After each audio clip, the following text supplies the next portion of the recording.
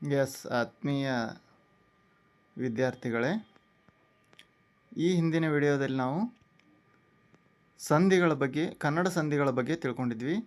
Next ವಿಡಿಯೋದೊಳಗೆ Sanskrit ಸಂಧಿಗಳ ಬಗ್ಗೆ ಹೇಳ್ತೀನಿ ಅಂತ ಹೇಳಿದ್ದೆ. ಈಗ ಸಂಸ್ಕೃತ ಸಂಧಿಗಳ ಬಗ್ಗೆ ನಾವೇನು ಮಾಡೋಣ, ಅಧ್ಯಯನವನ್ನು ಮಾಡೋಣ. ಈಗ ಪ್ರಸ್ತುತ ಹಿಂದಿನ ವಿಡಿಯೋದೊಳಗೆ ನಾವು ಕನ್ನಡ ಸಂಧಿಗಳ ಬಗ್ಗೆ ಸಂಪೂರ್ಣ ಮಾಹಿತಿಯನ್ನು ತಿಳ್ಕೊಂಡಿದ್ವಿ. ಅದನ್ನ ಯಾರಾದರೂ ನೋಡಿಲ್ಲಪ್ಪ ಅಂತಂದರೆ ಡಿಸ್ಕ್ರಿಪ್ಷನಲ್ಲಿ ಲಿಂಕ್ ಕೊಟ್ಟಿರ್ತೀನಿ, ಅದನ್ನು ನೋಡ್ಕೋಬೋದು. ಈಗ ಸಂಸ್ಕೃತ ಸಂಧಿಗಳು ಕನ್ನಡ ಸಂಧಿಗಳು ಮತ್ತು ಸಂಸ್ಕೃತ ಸಂಧಿಗಳಲ್ಲಿ ಎರಡು ಪ್ರಕಾರಗಳದ ತಿಳ್ಕೊಂಡಿದ್ದೀವಿ ನಾವು ಆಲ್ರೆಡಿ. ಈಗ ಸಂಸ್ಕೃತ ಸಂಧಿ ಸೂತ್ರ ಏನೈತಿ? ಎರಡು ಸಂಸ್ಕೃತ ಪದಗಳು ಸೇರಿ ಆಗುವ ಸಂಧಿಗೆ ಸಂಸ್ಕೃತ ಸಂಧಿ ಅನ್ನುವರು. ಪೂರ್ವ ಪದ ಮತ್ತು ಉತ್ತರ ಪದಗಳೆರಡೂ ಕೂಡ ಏನಾಗಿರ್ಬೇಕು, ಇಲ್ಲಿ ಸಂಸ್ಕೃತ ಪದಗಳಾಗಿರಬೇಕು. ಸಂಸ್ಕೃತ ಸಂಧಿಗಳಲ್ಲಿ ಎರಡು ವಿಧಗಳು. ಅವು ಯಾವುವು ಅಂದ್ರೆ ಸ್ವರಸಂಧಿಗಳು ಮತ್ತು ವ್ಯಂಜನ ಸಂಧಿಗಳು. ಸಂಸ್ಕೃತ ಸ್ವರಸಂಧಿಗಳು, ಸಂಸ್ಕೃತ ವ್ಯಂಜನ ಸಂಧಿಗಳು. ಒಂದನೇದು ಸಂಸ್ಕೃತ ಸವರ್ಣ ದೀರ್ಘ ಸಂಧಿ, ಗುಣಸಂಧಿ, ಎಣ್ ಸಂಧಿ, ವೃದ್ಧಿ ಸಂಧಿ. ಇವುಗಳನ್ನು ಕೂಡ ನಾವೇನು ಮಾಡಿದ್ವಿ ಹಿಂದಿನ ಕ್ಲಾಸ್ನಲ್ಲಿ ಡೀಟೇಲಾಗಿ. ಇವುಗಳ ಸ್ವರಸಂಧಿಗಳು ಯಾವುವು, ವ್ಯಂಜನ ಸಂಧಿಗಳು ಯಾವುವು ಅನ್ನೋದನ್ನು ನಾವೇನು ಮಾಡಿದ್ವಿ ತಿಳ್ಕೊಂಡಿದ್ದಾಗಿದೆ. ಸ್ವರಸಂಧಿಗಳಲ್ಲಿ 4 ಪ್ರಕಾರಗಳು: ಸವರ್ಣ ದೀರ್ಘ ಸಂಧಿ, ಗುಣಸಂಧಿ ಮತ್ತು ಎಣ್ ಸಂಧಿ, ವೃದ್ಧಿ ಸಂಧಿ ಅಂತೇಳಿ. ಮೊದಲನೇದಾಗಿ ಸವರ್ಣ ದೀರ್ಘ ಸಂಧಿ ಅಂದರೆ ಏನು ಅಂತ. ಸಂಸ್ಕೃತ ಸ್ವರಸಂಧಿಗಳು ಅದರಲ್ಲಿ ಒಂದನೇದು ಸವರ್ಣ ದೀರ್ಘ ಸಂಧಿ. ಏನು ಸವರ್ಣ ದೀರ್ಘ ಸಂಧಿ ಸೂತ್ರ? ಸವರ್ಣೀಯ ಸ್ವರಗಳು ಒಂದರ ಮುಂದೆ ಒಂದು ಬಂದು ಸಂಧಿಯಾಗುವಾಗ ಅವೆರಡರ ಸ್ಥಾನದಲ್ಲಿ ಅದೇ ಜಾತಿಯ ದೀರ್ಘ ಸ್ವರವು ಆದೇಶವಾಗಿ ಬಂದರೆ ಅದನ್ನು ಸವರ್ಣ ದೀರ್ಘ ಸಂಧಿ ಅನ್ನುವರು ಅಂತ ಇಲ್ಲಿ ಸವರ್ಣ ದೀರ್ಘ ಸಂಧಿಯ ಸೂತ್ರ ಐತಿ. ಸವರ್ಣ ಸ್ವರಗಳು ಯಾವುವು ಅಂತಂದರೆ ಅ, ಆ, ಇ, ಈ, ಉ, ಇವುಗಳನ್ನು 4 ನಾವು ಏನಂತ ಕರಿತೀವಿ, 6 ಸ್ವರಗಳೇನದವಲ್ಲ ಇವುಗಳನ್ನು ನಾವು ಸವರ್ಣ ಸ್ವರಗಳು ಅಂತ ಕರಿತೀವಿ. ಉತ್ತರ ಪದದಲ್ಲಿ ಕೂಡ ಅ, ಆ, ಈ ಮತ್ತು ಉ ಪದಗಳು ಆದೇಶವಾಗಿ ಬರ್ತಾವೆ. ಸಂಧಿಯಾಗುವಾಗ ಸಂಧಿ ಪದದಲ್ಲಿ ಈ ಪದ ಅಕ ಆಕಾರ ಆಗಿರ್ತೈತಿ, ಆಗಿರ್ತೈತಲ್ಲ, ಆ ಸೇರಿ ಆ ಅಂತಕ್ಕಂಥ ಸ್ವರ ದೀರ್ಘ ಸ್ವರ ಏನಾಗಿ ಬರಬೇಕು, ಆದೇಶವಾಗಿ ಬಂದರೆ ಅದಕ್ಕೆ ನಾವು ಏನಂತ ಕರಿತೀವಿ, ಸವರ್ಣ ದೀರ್ಘ ಸಂಧಿ ಅಂತ ಕರಿತೀವಿ. ಇಲ್ಲಿ ನೋಡ್ರಿ, ಆ ಸೇರಿ ಆ ದೀರ್ಘ ಸ್ವರ ಬರಬೇಕು, ಈದೊಳಗೆ ಈ ದೀರ್ಘ ಸ್ವರ ಬರಬೇಕು, ಉದೊಳಗೆ ಅಂತಕ್ಕಂಥದ್ದು ಸಂಧಿ ಪದದೊಳಗೆ ದೀರ್ಘವಾಗಿ ಬರಬೇಕು. ಆಗ ಆ ರೀತಿ ಬಂದರೆ ಅದನ್ನು ನಾವೇನಂತ ಕರಿತೀವಿ, ಸವರ್ಣ ದೀರ್ಘ ಸಂಧಿ ಅಂತ ಕರಿತೀವಿ ಅಂತ. ಉದಾಹರಣೆಗಳ ಮೂಲಕ ನಾವು ಇಲ್ಲಿ ನೋಡೋದಾದ್ರೆ,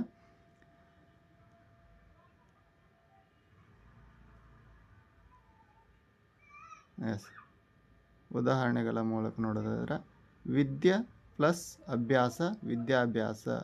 ವಿದ್ಯೆ ಪ್ಲಸ್ ವಿದ್ಯಾ ಆಗೈತೆ, ಅದು ವಿದ್ಯೆ ಪ್ಲಸ್ ಅಭ್ಯಾಸ, ವಿದ್ಯೆ ಪ್ಲಸ್ ಅಭ್ಯಾಸ. ನೋಡ್ರಿ, ವಿದ್ಯೆ ಅಂದ್ರೆ ಅ ಸ್ವರ ಬರ್ತೈತಿ, ಪ್ಲಸ್ ಅಂತ ಅಭ್ಯಾಸ ಅಂತಕ್ಕಂಥಲ್ಲಿ ಐತಿ.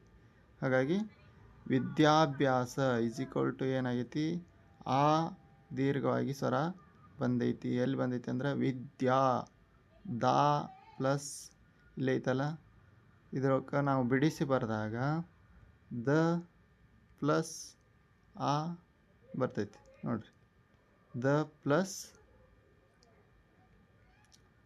ಆ ಏನಾಯಿತು, ದ ಆಯಿತು.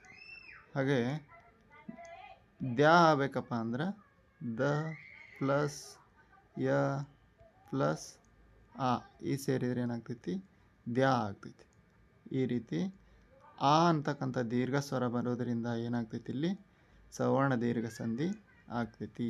ಇಲ್ಲಿ ಅ ಸೇರಿ ದೀರ್ಘ ಸ್ವರ ಆ ಬರ್ತೈತಿ. ಎರಡನೇ ಉದಾಹರಣೆ, ಮಹಾ ಪ್ಲಸ್ ಆತ್ಮ, ಮಹಾತ್ಮ. ಮಹಾ ಆ ಅಂತಕ್ಕಂಥ ಪದ, ಆತ್ಮದೊಳಗೆ ಮೊದಲನೇ ಪದ ಆ ಐತಿ, = ಮಹಾ. ಹಾದೊಳಗೆ ಏನಾಗೈತಿ, ಇಲ್ಲಿ ಹ ಪ್ಲಸ್ ಆ ಅಂತಕ್ಕಂಥ ಸ್ವರ ಐತಿ, ಎರಡು ಸೇರಿ ಏನಾಗ್ತೈತಿ, ಗುಣಿತಾಕ್ಷರ ಹ ಆಗ್ತೈತಿ. ಹಾದ್ರೊಳಗೆ ಏನೈತಿ, ದೀರ್ಘ ಸ್ವರ ಆ ಐತಿ. ಹಾಗಾಗಿ ಇದು ಈ ರೀತಿ ದೀರ್ಘ ಸ್ವರಗಳು ಬಂದ್ರೆ ಸಮಸ್ತ ಸಂಧಿ ಪದದೊಳಗೆ ನಾವೇನಂತ ಕರಿತೀವಿ, ಇದನ್ನು ಸವರ್ಣ ದೀರ್ಘ ಸಂಧಿ ಅಂತ ಕರಿತೀವಿ. Indra plus Adi is equal to ಇಂದ್ರಾದಿ. ಆ ಅಂತಕ್ಕಂಥ ದಾ ಪದದಲ್ಲಿ ಆ ಅಂತಕ್ಕಂಥ ಸ್ವರ ಬಂದೈತಿ. ಅದೇ ರೀತಿ ಲಕ್ಷ್ಮಿ ಪ್ಲಸ್ ಈಶಾ ಲಕ್ಷ್ಮೀಶ. ನೋಡ್ರಿ ಲಕ್ಷ್ಮಿ ಇಲ್ಲಿ ದೀರ್ಘ ಸ್ವರ ಲಕ್ಷ್ಮೀ. ನೋಡ್ರಿ ಈ ಅಂತಕ್ಕಂಥ ಸ್ವರ ಬಂದೈತಿ. Plus Isha is equal to Lakshmi. ಈ ಕ್ಷೀ ಇದರೊಳಗೆ ಏನು ಬಂದೈತಿ, ಇಲ್ಲಿ ದೀರ್ಘ ಸ್ವರ ಈ ಬರ್ತೈತಿ. ಹಾಗಾಗಿ ಲಕ್ಷ್ಮೀಶ ಅಂತಕ್ಕಂಥದ್ದು ದೀರ್ಘ ಸ್ವರ ಈ ಬರ್ತೈತಿ. ಗುರು ಪ್ಲಸ್ ಉಪದೇಶ. ನೋಡ್ರಿ ಅಕಾರಕ್ಕೆ ಇಲ್ಲಿ 2 ಉದಾಹರಣೆ ಆ ಬಂತು. ಈ ಕಾರಕ್ಕೆ ಈ ದೀರ್ಘ ಸ್ವರ ಬಂದು ಇಲ್ಲಿ ಈ ದೀರ್ಘ ಸ್ವರ ಬಂತು. ಅದೇ ರೀತಿ ಇನ್ನು ಊ ಕಾರಕ್ಕೆ ಏನು, ಗುರು ಊ ಪದದೊಳಗೆ ರೂ ಪದದೊಳಗೆ ಏನೈತಿ, ರ ಪ್ಲಸ್ ಊ ಏನಾಗ್ತೈತಿ, ರು ಐತಿ. ಹಾಗೆ ರ ಪ್ಲಸ್ ಊ ರು ಆಯಿತು. ಹಾಗೆ ಉಪದೇಶ ಗುರು ಊ ಪ್ಲಸ್ ಊ ಉಪದೇಶ ಇಸ್ ಈಕ್ವಲ್ ಟು ಗುರು. ರು ಅಂತಕ್ಕಂಥ ಇದರಲ್ಲಿ ಏನೈತಿ, ಊ ಅಂತಕ್ಕಂಥ ದೀರ್ಘ ಸ್ವರ ಐತಿ. ಹಾಗಾಗಿ ಈ ಊ ಅಂತಕ್ಕಂಥ ದೀರ್ಘ ಸ್ವರ ಇಲ್ಲಿ ಬರೋದರಿಂದ ಇದು ಸವರ್ಣ ದೀರ್ಘ ಸಂಧಿ ಆಗ್ತೈತಿ. ನೋಡಿ ಗಿರಿ ಪ್ಲಸ್ ಈಶಾ.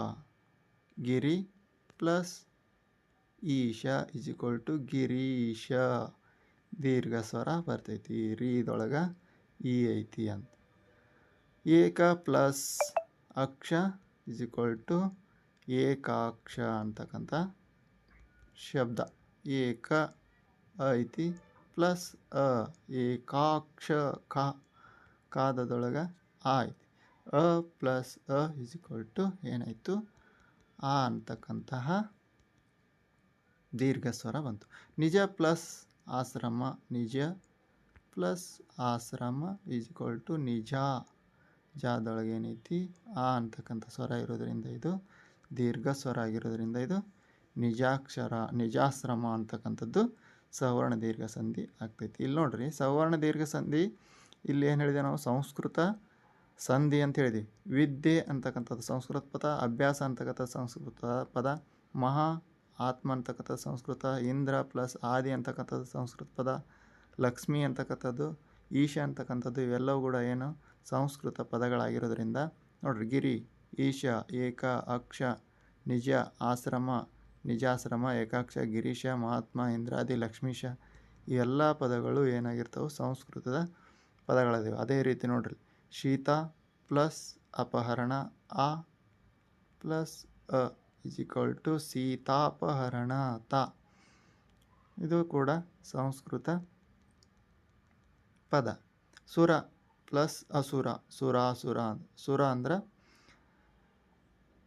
ದೇವತೆಗಳು, ಅಸುರ ಅಂದ್ರೆ ರಾಕ್ಷಸರು. ಸುರಾಸುರ ಅಂತಂದ್ರೆ ದೇವತೆ ಮತ್ತು ರಾಕ್ಷಸರು ಅಂತ ಕರಿತೀವಿ ನಾವು. ವಿದ್ಯಾ ಪ್ಲಸ್ ಅರ್ಥಿ. ಅರ್ಥಿ ಅಂದರೆ ಬೇಡೋದು. ವಿದ್ಯೆಯನ್ನು ಬೇಡುವವನು ವಿದ್ಯಾರ್ಥಿ. ನೋಡ್ರಿ ವಿದ್ಯೆ ಸಂಸ್ಕೃತ ಪದ. ವಿದ್ಯಾ ಆ ಪ್ಲಸ್ ಅರ್ಥಿ ಇಸ್ ಈಕ್ವಲ್ ಟು ವಿದ್ಯಾರ್ಥಿ. ಆ ಅಂತಕ್ಕಂಥ ದೀರ್ಘ ಸ್ವರ ಇಲ್ಲಿ ಏನಾಗೈತಿ ಬಂದಿರೋದ್ರಿಂದ ಇಲ್ಲಿ ಸವರ್ಣ ದೀರ್ಘ ಸಂಧಿ ಆಗಿರುತ್ತೆ. ಮುನಿ ಪ್ಲಸ್ ಇಂದ್ರ ಮುನೀಂದ್ರ. ನೋಡ್ರಿ ಮುನಿ ಪ್ಲಸ್ ಇಂದ್ರ ಇ ಪ್ಲಸ್ ಇ ಇಸ್ ಈಕ್ವಲ್ ಟು ದೀರ್ಘ ಸ್ವರ ಈ ಅಂತಕ್ಕಂಥದ್ದು ದೀರ್ಘ ಸ್ವರ ಬರೋದ್ರಿಂದ ಇಲ್ಲಿ ಏನಾಗ್ತೈತಿ ಸವರ್ಣ ದೀರ್ಘ ಸಂಧಿ ಆಗೈತಿ. ನೋಡ್ರಿ ನೆಕ್ಸ್ಟ್ ಉದಾಹರಣೆಯನ್ನು ಕೊಟ್ಟಿದ್ದಾರಲ್ಲಿ ನಾವು ಬಿಡಿಸ್ಬೇಕು. ಏನು ವಧು ಪ್ಲಸ್ ಉಪೇತ. ವಧು ಪ್ಲಸ್ ಉಪೇತ. ವಧು ನೋಡ್ರಿ ವಧು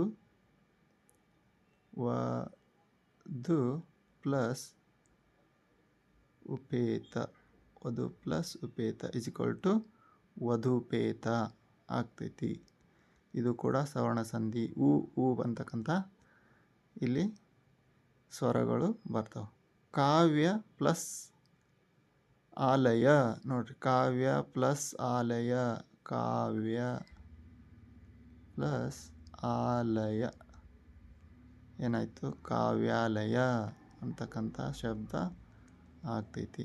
ಅದೇ ರೀತಿ ವಿದ್ಯೆ ಪ್ಲಸ್ ಆಲಯ, ಮೃದು ಪ್ಲಸ್ ಉಕ್ತಿ ಮೃದೋಕ್ತಿ, ಸಕಳ ಪ್ಲಸ್ ಆಚಾರ್ಯ ಸಕಳಾಚಾರ್ಯ, ರವಿ ಪ್ಲಸ್ ಇಂದ್ರ ರವೀಂದ್ರ, ವಧು ಪ್ಲಸ್ ಉನ್ನತಿ ವಧೋನ್ನತಿ, ಗೌರಿ ಪ್ಲಸ್ ಈಶಾ ಗೌರೀಶ. ಈ ರೀತಿ ಸಂಸ್ಕೃತ ಸವರ್ಣ ದೀರ್ಘ ಸಂಧಿಗೆ ಉದಾಹರಣೆಗಳು. ಒಂದೇ ಉದಾಹರಣೆ ಅರ್ಥ ಆಯ್ತು ಅಂತ ಅಂದ್ಕೊಳ್ತೀನಿ. ಉದಾಹರಣೆ ಮೂಲಕ ಈಸಿಯಾಗಿರ್ತಕ್ಕಂಥದ್ದು ಇದು ಅರ್ಥ ಆಗಿರ್ತೈತಿ. ಈಗ ಸಂಸ್ಕೃತದಲ್ಲಿ ಬರ್ತಕ್ಕಂತಹ ಎರಡನೇ ಸಂಧಿ ಗುಣಸಂಧಿ. ಸಂಸ್ಕೃತ ಸ್ವರಸಂಧಿಗಳಲ್ಲಿ ಎರಡನೇದ್ದು ಗುಣಸಂಧಿ. ಗುಣಸಂಧಿ ಏನು ಅಂತಂದ್ರೆ ಪೂರ್ವ ಪದದ ಅಂತ್ಯದಲ್ಲಿರುವ ಆಕಾರಗಳಿಗೆ ಈಕಾರಗಳು ಪರವಾದಾಗ ಏಕಾರ, ಉಕಾರಗಳು ಪರವಾದಾಗ ಓಕಾರ, ಋಕಾರ ಪರವಾದಾಗ ಅರ್ಕಾರ ಆದೇಶವಾಗಿ ಬಂದರೆ ಅದನ್ನು ನಾವು ಗುಣಸಂಧಿ ಅಂತ ಕರಿತೀವಿ ಅಂತ ಇಲ್ಲಿ ಕೊಟ್ಟಿದ್ದಾರೆ. ನಿಯಮ ಪೂರ್ವ ಪದ, ಉತ್ತರ ಪದ ಮತ್ತು ಸಂಧಿ ಪದ. ಪೂರ್ವ ಪದದಲ್ಲಿ ಸವರ್ಣ ಸ್ವರಗಳು ಅ ಆ ಬರ್ತವೆ. ಅದೇ ರೀತಿ ಉತ್ತರ ಪದದಲ್ಲಿ ಇ ಉ ರು ಅಂತಕ್ಕಂಥ ಸ್ವರಗಳು ಬರ್ತವೆ. ನೋಡ್ರಿ ಇಲ್ಲಿ ಸವರ್ಣ ಸ್ವರಗಳು ಅದಾವೆ. ಇಲ್ಲಿ ಸವರ್ಣ ಸ್ವರಗಳು ಸವರ್ಣ ದೀರ್ಘ ಸಂಧಿ ಒಳಗೆ ಅದೇ ಪದದ ದೀರ್ಘ ಸ್ವರ ಆದೇಶವಾಗಿ ಬರ್ತೈತಿತ್ತು. ಇಲ್ಲಿ ಸವರ್ಣ ಸ್ವರಗಳೇ ಇದ್ದರೂ ಕೂಡ ಆಕಾರಗಳಿಗೆ ಆಕಾರ ದೀರ್ಘವಾಗಿ ಬರುವುದಿಲ್ಲ. ಯಾವನ್ ಬರ್ತೈತಿ ಅಂದ್ರೆ ಅದರ ವಿರುದ್ಧವಾಗಿ ಈಕಾರಗಳು ಬರ್ತಾವು. ಆಕಾರಗಳು ಪೂರ್ವ ಪದದಲ್ಲಿ ಬರೀ ಇಲ್ಲಿನೂ ಕೂಡ ಸವರ್ಣ ದೀರ್ಘ ಸಂಧಿ ಒಳಗೆ ಈಕಾರಗಳು ಮತ್ತು ಉಕಾರಗಳು ಇದ್ದು ಸವರ್ಣ ದೀರ್ಘ ಸಂಧಿ ಒಳಗೆ. ಆದ್ರೆ ಇಲ್ಲಿ ಪೂರ್ವ ಪದದೊಳಗೆ ಆಕಾರಗಳು ಮಾತ್ರ ಆದೇಶ ಬರ್ತಾವೆ. ಪೂರ್ವ ಪದದಲ್ಲಿ ಆಕಾರಗಳು ಮಾತ್ರ ಬರ್ತವೆ. ಉತ್ತರ ಪದದಲ್ಲಿ ಆಕಾರಗಳಿಗೆ ಈಕಾರಗಳು ಉಕಾರಗಳು ಮತ್ತು ಕಾರ ಏನಾಗಿರಬೇಕು ಬರಬೇಕು. ಅದೇ ರೀತಿ ಆಕಾರಗಳು ಬಂದು ಈಕಾರ ಬಂದ್ರೆ ಸಂಧಿ ಪದದೊಳಗೆ ಎ ಅಂತಕ್ಕಂಥ ದೀರ್ಘ ಸ್ವರ ಬರ್ತೈತಿ. ಅದೇ ರೀತಿ ಆಕಾರಗಳಿಗೆ ಊಕಾರಗಳ ಪರವಾದಾಗ ಓಕಾರ ಇರ್ತೈತಿ. ಅದೇ ಆಕಾರಗಳಿಗೆ ಋಕಾರ ಪರವಾದ್ರೆ ಏನಾಗ್ತೈತಿ ಅರ್ಕಾರ ಬರ್ತೈತಿ. ಆ ರೀತಿ ಬಂದ್ರೆ ಏನಂತ ಕರಿತೀವಿ ನಾವು ಅದಕ್ಕೆ ಗುಣಸಂಧಿ ಅಂತ ಕರಿತೀವಿ. ಉದಾಹರಣೆ ಮೂಲಕ ನೋಡೋಣ. ಇಲ್ಲಿ ನೋಡ್ರಿ ಈ ಕಾರಗಳು ಹೇಗೆ ಪರವಾಗ್ತಾವು ಅಂತ. ಸುರ ಅಧಿಕ್ ಇಂದ್ರ ಸುರೇಂದ್ರ. ನೋಡ್ರಿ ಸುರದೊಳಗೆ ಅಕಾರ ಪ್ಲಸ್ ಈಕಾರ ಬಂತು. ನೋಡ್ರಿ ಇಲ್ಲಿ ಈಕಾರ, ಇಲ್ಲಿ ಉತ್ತರ ಪದದೊಳಗೆ ಈಕಾರ ಐತಲ್ಲ ಈಕಾರ. ಅದೇ ರೀತಿ ಈಕಾರ ಬಂತು. ಇಲ್ಲಿ ಸುರೇಂದ್ರ ನೋಡ್ರಿ ಎ ಅಂತಕ್ಕಂಥ ದೀರ್ಘ ಸ್ವರ ಬಂತು. ಹಾಗಾಗಿ ಈ ರೀತಿ ಬಂದರೆ ಇದನ್ನು ನಾವೇನಂತ ಕರಿತೀವಿ ಸವರ್ಣ ದೀರ್ಘ ಸಂಧಿ ಗುಣಸಂಧಿ ಅಂತ ಕರಿತೀವಿ. ನರ ಅಧಿಕ್ ಇಂದ್ರ = ನರೇಂದ್ರ. ಎ ಅಂತಕ್ಕಂಥ ಸ್ವರ ರೇ ಅಂತ ಒಳಗೆ ಏನೈತಿ ಎ ಅಂತಕ್ಕಂಥ ಸ್ವರ ಐತಿ. ಹಂಗಾಗಿ ನೋಡ್ರಿ ನೆಕ್ಸ್ಟ್ ಉಕಾರಗಳಿಗೇನು ಜ್ಞಾನ ಅಧಿಕ್ ಈಶ್ವರ ಜ್ಞಾನೇಶ್ವರ, ಮಹಾ ಅಧಿಕ್ ಋಷಿ ಮಹರ್ಷಿ. ನೋಡ್ರಿ ಇಲ್ಲಿ ಮಹಾ ಆ ಬಂತು, ಅಧಿಕ್ ಋಕಾರ ಬಂತು. ನೋಡ್ರಿ ಪ್ಲಸ್ ಆ ಪ್ಲಸ್ ರು, ಮಹಾ ಪ್ಲಸ್ ಋಕಾರ ಬಂದರೆ ಏನಾಯಿತು ಮಹರ್. ಅರ್ ಅಂತಕ್ಕಂಥ ಸಂಧಿ ಪದದೊಳಗೆ ಅಂತಕ್ಕಂತಹ ಏನು ಬಂತು ಆದೇಶವಾಗಿ ಬರ್ತೈತಿ. ಅರ್ಕಾರ ಅಂತ ಕರಿತೇವೆ ನಾವು. ಅರ್ಕಾರ ಏನು ಬರ್ತೈತಿ ಆದೇಶವಾಗಿ ಬರ್ತೈತಿ. ಹೀಗಾಗಿ ಇದನ್ನು ಏನಂತ ಕರಿತೀವಿ ಗುಣಸಂಧಿ ಅಂತ ದೇವ ಪ್ಲಸ್ ಇಂದ್ರ ದೇವೇಂದ್ರ ಎ ಅಂತಕ್ಕಂಥದ್ದು. ಮಹಾ ಅಧಿಕ್ ಈಶ ಮಹೇಶ. ಇಲ್ಲೇನು ಏನೈತಿ ಎ ಐತಿ ಮಹೇಶ. ನೋಡ್ರಿ ಚಂದ್ರ ಪ್ಲಸ್ ಉದಯ.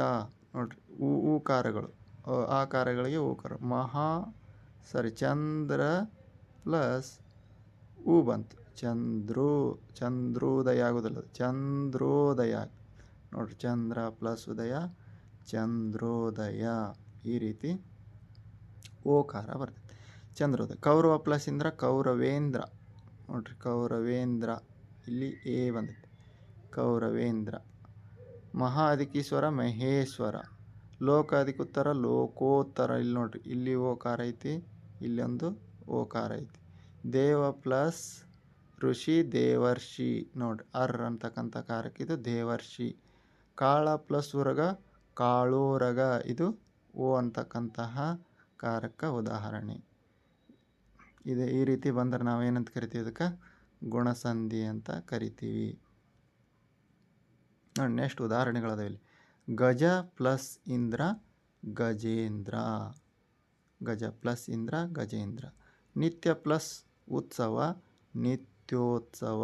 ನಿತ್ಯೋತ್ಸವ ಓ ಅಂತಕ್ಕಂಥ ಕಾರ ಬರ್ತೈತಿ. ರಾಜ ಪ್ಲಸ್ ಈಶ್ವರಿ ರಾಜೇಶ್ವರಿ. ಏಕಾರ ರಾಜೇಶ್ವರಿ ಅನ್ನೋದು ಏಕಾರ. ಧರ್ಮ ಪ್ಲಸ್ ಉಪದೇಶ ಧರ್ಮೋಪದೇಶ. ಧರ್ಮೋಪದೇಶ. ಸ್ನಾತಕ ಪ್ಲಸ್ ಉತ್ತರ ಸ್ನಾತಕೋತ್ತರ. ಸ್ನಾತಕ ಪ್ಲಸ್ ಉತ್ತರ ಸ್ನಾತಕೋತ್ತರ ಓ ಅಂತಕ್ಕಂತಹ ಸ್ವರ ಬರ್ತೈತೆ ಆದೇಶವಾಗಿ. ಕಲಾ ಪ್ಲಸ್ ಉಪಾಸಕ. ನೋಡ್ರಿ ಕಲಾ ಪ್ಲಸ್ ಉಪಾಸಕ ಕಲೋಪಾಸಕ. ನೋಡ್ರಿ ಕಲಾ ಪ್ಲಸ್ ಉಪಾಸಕ ಕಲೋಪಾಸಕ = ಓಕಾರ ಕಲೋಪಾಸಕ.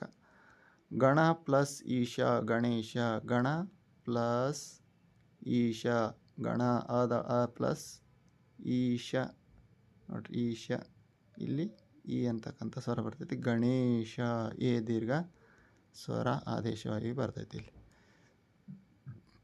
ಗಣೇಶ. ಊಟ ಪ್ಲಸ್ ಉಪಚಾರ ಊಟೋಪಚಾರ. ಊಟ ಪ್ಲಸ್ ಉಪಚಾರ ಊಟೋಪಚಾರ ಆಗಿರ್ತೈತಿ. ಈ ರೀತಿ ನಾವು ಏನು ಮಾಡಬೇಕು? ಈ ಪದಗಳನ್ನು ಬಿಡಿಸಿ ನೋಡಿದಾಗ ನಾವು ಗುಣಸಂಧಿಯನ್ನು ತಿಳ್ಕೊಬೋದು.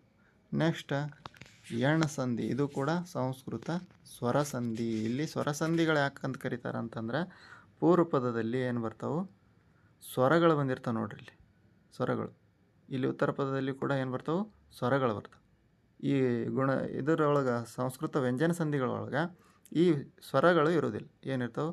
ಒಂದು ಉತ್ತರ ಪದ ಆಗಲಿ ಪೂರ್ವ ಪದ ಆಗಲಿ ಉತ್ತರ ಪದ ಆಗಲಿ ಅಲ್ಲಿ ವ್ಯಂಜನಗಳ ಆದೇಶವಾಗಿ ಬರ್ತಾವೆ. ಹಾಗಾಗಿ ಅವಕ್ಕೆ ವ್ಯಂಜನ ಸಂಧಿ ಅಂತ ಕರಿತೀವಿ. ಇಲ್ಲಿ ನೋಡ್ರಿ ಎಣ್ಸಂಧಿ. ಪೂರ್ವ ಪದದ ಅಂತ್ಯದಲ್ಲಿರುವ ಈ ಉ ಮತ್ತು ಋಕಾರಗಳಿಗೆ ಮತ್ತು ಮತ್ತು ಋಕಾರಗಳಿಗೆ ಸವರ್ಣವಲ್ಲದ ಸ್ವರಗಳು ಪರವಾದಾಗ ಈ ಕಾರಗಳಿಗೆ ಯಕಾರ, ಉಕಾರಗಳಿಗೆ ವಕಾರ, ಋಕಾರಕ್ಕೆ ರಕಾರ ಆಗಮವಾಗಿ ಬಂದರೆ ಅದನ್ನು ಎಣ್ಸಂಧಿ ಅಂತ ಕರಿತೀವಿ ಅಂತ ಇಲ್ಲಿ ಹೇಳ್ತಾರೆ. ಇಲ್ಲಿ ಕೆಳಗಡೆ ಪೂರ್ವ ಪದ ಉತ್ತರ ಪದ ಕೊಟ್ಟಾರಲ್ಲಿ ಡೀಟೇಲ್ ಆಗಿ ನೋಡ್ರಿ. ಗುಣಸಂಧಿ ಒಳಗೆ ಪೂರ್ವ ಪದದೊಳಗೆ ಏನಿತ್ತು? ಗುಣಸಂಧಿ ಒಳಗೆ ನೋಡ್ರಿ, ಪೂರ್ವ ಪದದಲ್ಲಿ ಗುಣಸಂಧಿ ಒಳಗೆ ಆಕಾರಗಳು ಬಂದಿತ್ತು. ಉತ್ತರ ಪದದೊಳಗೆ ಈ ಕಾರಗಳು ಮತ್ತು ಋಕಾರಗಳು ಬಂದಿದ್ದು. ಇಲ್ಲಿ ಆದ್ರೆ ಎಣ್ಸಂಧಿ ಒಳಗೆ ನೇರವಾಗಿ ಪೂರ್ವ ಪದದಲ್ಲಿನೇ ಏನು ಬರ್ತಾವೆ? ಈ ಕಾರಗಳು ಮತ್ತು ಉಕಾರಗಳು ಋಕಾರಗಳು ಬರ್ತಾವೆ. ಇಲ್ಲಿ ಗುಣಸಂಧಿ ಒಳಗೆ ಉತ್ತರ ಪದದಲ್ಲಿ ಈ ಸ್ವರಗಳು ಬಂದಿರ್ತಾವೆ. ಆದ್ರೆ ಎಣ್ಸಂಧಿ ಒಳಗೆ ಗುಣಸಂಧಿ ಒಳಗೆ ಉತ್ತರ ಪದದಲ್ಲಿ ಬಂದ್ರೆ ಎಣ್ಸಂಧಿ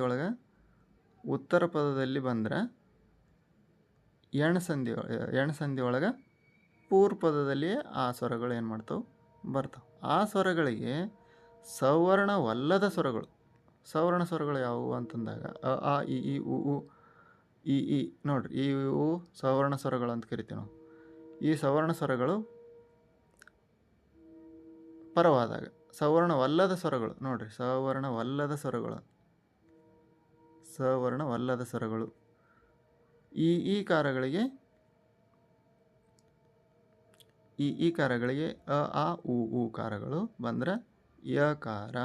ಉ ಕಾರಗಳಿಗೆ ಅ ಈ ಕಾರಗಳು ಬಂದ್ರೆ ವಕಾರ. ಋಕಾರಕ್ಕೆ ಅ ಇ ಉ ಎಲ್ಲವೂ ಸೇರಿದ್ರೆ ರಕಾರ ಬಂದ್ರೆ ಅದಕ್ಕೆ ನಾವೇನಂತ ಕರಿತೀವಿ? ಎಣ್ಸಂಧಿ ಅಂತ ಕರಿತೀವಿ ಅಂತ. ನೋಡ್ರಿ, ಇಲ್ಲಿ ಉದಾಹರಣೆಗಳ ಮೂಲಕ ನಾವು ಅಧ್ಯಯನವನ್ನು ಮಾಡಬಹುದು. ಇತಿ ನೋಡ್ರಿ ಈ ಕಾರ ಬಂತು. ಆದಿ ಇಸ್ ಈಕ್ವಲ್ ಟು ಇತ್ಯಾದಿ. ಇತ್ಯಾದಿ ನೋಡ್ರಿ ತ್ಯಾದೊಳಗೆ ಏನೈತಿ ತ ಪ್ಲಸ್ ಯ ಆಯ್ತಲ್ಲ, ಇತ್ಯಾದಿ ಯಕಾರ ಬಂತು. ಹಾಗಾಗಿ ಇತ್ಯಾದಿ ಅಂತಕ್ಕಂಥ ಶಬ್ದದಲ್ಲಿ ಯಕಾರ ಬಂದೈತಿ, ಆದೇಶವಾಗಿ ಯಕಾರ ಬಂದೈತಿ. ಹೇಳ್ಬಿಟ್ರು ಅವರು ಏನಂತ ನೋಡ್ರಿ. ಇಲ್ಲಿ ಈ ಕಾರಗಳಿಗೆ ಅಕಾರಗಳು ನೋಡ್ರಿ. ಇಲ್ಲಿ ಈ ಕಾರಗಳಿಗೆ ಉ ಕಾರಗಳು ಬಂದ್ರೆ ಯಕಾರ ಆದೇಶವಾಗಿ ಬರ್ತೈತೆ ಅಂತ ಹೇಳಿದ್ದಾರೆ. ಇಲ್ಲಿ ಸೂತ್ರದಲ್ಲಿ ಯಕಾರ ಆದೇಶವಾಗಿ ಬರ್ತದೆ ಅಂತ ಹೇಳಿದರೆ, ಅದೇ ರೀತಿ ಉದಾಹರಣೆಗಳಲ್ಲಿ ಯಕಾರ ಆದೇಶವಾಗಿ ಬಂದೈತಿ. ಇಲ್ಲಿ ನೆಕ್ಸ್ಟ್ ಜಾತಿ ಪ್ಲಸ್ ಅತೀತ ಜಾತ್ಯಾತೀತ. ನೋಡ್ರಿ ಒತ್ತಕ್ಷರ ಒತ್ತಕ್ಷರ ಜಾತ್ಯಾತೀತ. ಪಿತೃ ಅಧಿಕ ಅರ್ಥ ಪಿತ್ರರ್ಥ ನೋಡ್ರಿ ರಕಾರ ಬಂತು. ಪಿತ್ರರ್ಥ ಪಿತ್ರರ್ಥ ರಕಾರ ಬಂತು. ಅತಿ ಪ್ಲಸ್ ಉತ್ತಮ ಅತ್ಯುತ್ತಮ ಯಕಾರ. ಗತಿ ಪ್ಲಸ್ ಅಂತರ ಗತ್ಯಂತರ ಯಕಾರ. ಮನು ಪ್ಲಸ್ ಮನು ಪ್ಲಸ್ ಆದಿ ಮನ್ವಾದಿ ವಾಕಾರ. ಇಲ್ಲಿ ವಕಾರ ಐತಲ್ಲ, ಕಾರಗಳಿಗೆ ಏನು ಬರಬೇಕು, ಈ ಕಾರಗಳು ಬಂದ್ರೆ ಕಾರ ಆದೇಶವಾಗಿ ಬರ್ತದೆ ಅಂತ ಹೇಳಿದಾರೆ. ಅದೇ ರೀತಿ ಇಲ್ಲಿ ಬಂದೈತಿ ಮನ್ವಾಂತರ. ವಧು ಕಾರ ಪ್ಲಸ್ ಆಭರಣ ಆಗೈತೆ, ಅದು ಆಭರಣ ಮಧ್ವಾಭರಣ. ಮಧು ಪ್ಲಸ್ ಆಭರಣ ಮಧ್ವಾಭರಣ. ವಧು ಪ್ಲಸ್ ಆಭರಣ ವಧ್ವಾಭರಣ. ಗುರು ಪ್ಲಸ್ ಆಜ್ಞೆ ಗುರ್ವಾಜ್ಞೆ ನೋಡ್ರಿ. ಗುರ್ವಾಜ್ಞೆ ಆಗ್ಬೇಕದು. ಗುರ್ವಾಜ್ಞೆ ರಕ ಒಬ್ಬರು ಗುರ್ವಾಜ್ಞೆ ನೋಡ್ರಿ. ಗುರುವಾಜ್ಞೆ ಅಂತ ಮಾಡ್ಯಾರ, ಅದು ಸರಿನೇ ಐತಿ. ಗುರುವಾಜ್ಞೆನೂ ಅಂದ್ರೂ ಬರೆದ್ರೂ ಕರೆಕ್ಟ್, ಗುರು ಆಜ್ಞೆ ಅಂದರೂ ಬರೆದ್ರು ಕರೆಕ್ಟ್ ಆಗುತ್ತೆ, ಸರಿ ಐತಿ. ಗುರುವಾಜ್ಞೆ ನೋಡ್ರಿ. ಅತಿ ಪ್ಲಸ್ ಅವಸರ ಅತ್ಯವಸರ ಯಕಾರ. ನದಿ ಪ್ಲಸ್ ಉದಕ ನದ್ಯುದಕ. ಮನು ಪ್ಲಸ್ ಅಂತರ ಮನ್ವಂತರ ವಕಾರ. ಅತಿ ಪ್ಲಸ್ ಉಗ್ರ ಅತ್ಯುಗ್ರ. ಇದು ಕೂಡ ಯಕಾರಾಗಮ ಆಗೈತಿ. ಇಲ್ಲಿ ಯಕಾರ ವಕಾರ ಬಂದೈತಿ. ಅದೇ ರೀತಿ ನೋಡ್ರಿ ಅತ್ಯುಗ್ರ ಉದಾಹರಣೆ ನೋಡ್ಬೋದು. ಇಲ್ಲಿ ಬಿಡಿಸಿ ಬರಿಬೇಕು. ವಧ್ವಾಭರಣ ಆಗಲೇ ಬಿಡಿಸಿದಾರೆ, ಅಲ್ಲೇ ವಧ್ವಾಭರಣ ಅನ್ನೋದು ಬಿಡಿಸಿದ್ದಾರೆ. ವಧ್ವಾಭರಣ ವಧು ಪ್ಲಸ್ ಆಭರಣ ವಧ್ವಾಭರಣ. ಕೋಟಿ ಪ್ಲಸ್ ನೋಡ್ರಿ, ಕೋಟಿ ಪ್ಲಸ್ ಅಧೀಶ. ಕೋಟಿ ಟಿ ಬಂದರೆ ಈ ಬಂತು ಈ ಕಾರ ಪ್ಲಸ್ ಅಧೀಶ. ಕೋಟಿ ಪ್ಲಸ್ ಅಧೀಶ ಕೋಟ್ಯಧೀಶ್ವರ ನೋಡ್ರಿ. ಕೋಟಿ ಪ್ಲಸ್ ಅಧೀಶ್ವರ ಓದಿದ್ರೆ ಏನಾಗ್ತೈತದ, ಕೋಟಿ ಪ್ಲಸ್ ಅಧೀಶ್ವರ ಕೋಟ್ಯಾಧೀಶ್ವರ ಅಂತಕ್ಕಂಥದ್ದು ಬರ್ತೈತಿ ಇಲ್ಲಿ. ನೆಕ್ಸ್ಟ್ ಕೋಟ್ಯಾನುಕೋಟಿ ನೋಡ್ರಿ. ಕೋಟಿ ಅನುಕೋಟಿ. ಕೋಟಿ ಪ್ಲಸ್ ಅನುಕೋಟಿ ಅಂತ ಬಿಡಿಸ್ಬೇಕಿದ್ದೀನಿ. ಅನುಕೋಟಿ. ಕೋಟಿ ಪ್ಲಸ್ ಅನುಕೋಟಿ ಇಸ್ ಈಕ್ವಲ್ ಟು ಏನಾಗ್ತೈತಿ, ಕೋಟ್ಯಾನುಕೋಟಿ ಅಂತಕ್ಕಂಥದ್ದು. ಇಲ್ಲಿ ಯಕಾರಾಗಮ ಆಗೈತಿ, ಹಾಗಾಗಿ ಎಣ್ ಸಂಧಿ. ಅತಿ ಪ್ಲಸ್ ನೋಡ್ರಿ ಅಧ್ಯಾತ್ಮ. ಆದಿ ಪ್ಲಸ್ ಆತ್ಮ ನೋಡ್ರಿ. ಆದಿ ಪ್ಲಸ್ ಆತ್ಮ ನೋಡ್ರಿ.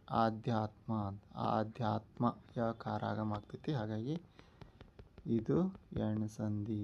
ಅತಿ ಪ್ಲಸ್ ಅಂತ. ಅತಿ ಪ್ಲಸ್ ಅತಿ ತೀದೊಳಗೆ ಈ ಸ್ವರ. ಅತಿ ಪ್ಲಸ್ ಈ ಸ್ವರ. ಅತಿ ಪ್ಲಸ್ ಅಂತ ಏನಾಗ್ತೈತಿ, ಅತ್ಯಂತ ಅಂತಕ್ಕಂಥದ್ದು ಇಲ್ಲಿ ಎಣ್ ಸಂಧಿ ಆಗ್ತೈತಿ. ಪಿತೃ ಪ್ಲಸ್ ಆಜ್ಞೆ. ಪಿತೃ ಪ್ಲಸ್ ಆಜ್ಞೆ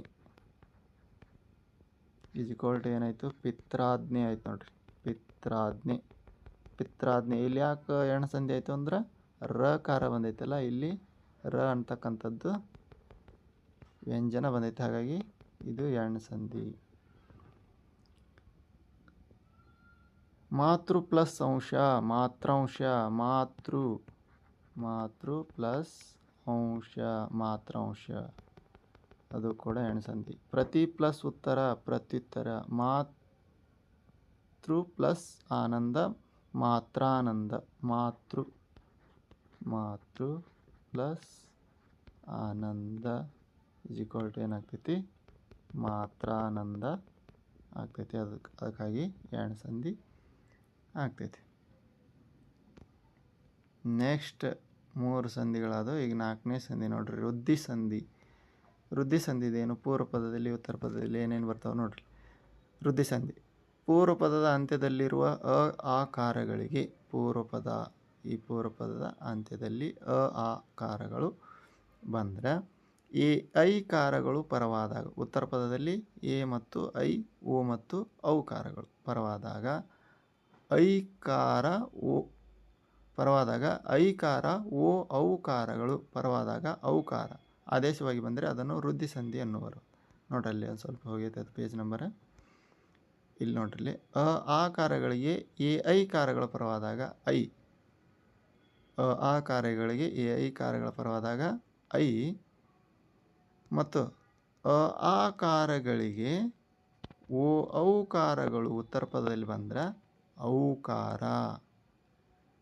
ಆಕಾರಗಳಿಗೆ ಐಕಾರಗಳು ಬಂದರೆ ಆಕಾರಗಳಿಗೆ ಔಕಾರಗಳು ಬಂದರೆ ಆದೇಶವಾಗಿ ಬಂದರೆ ಏನಂತ ಕರೀತಾರಂತ?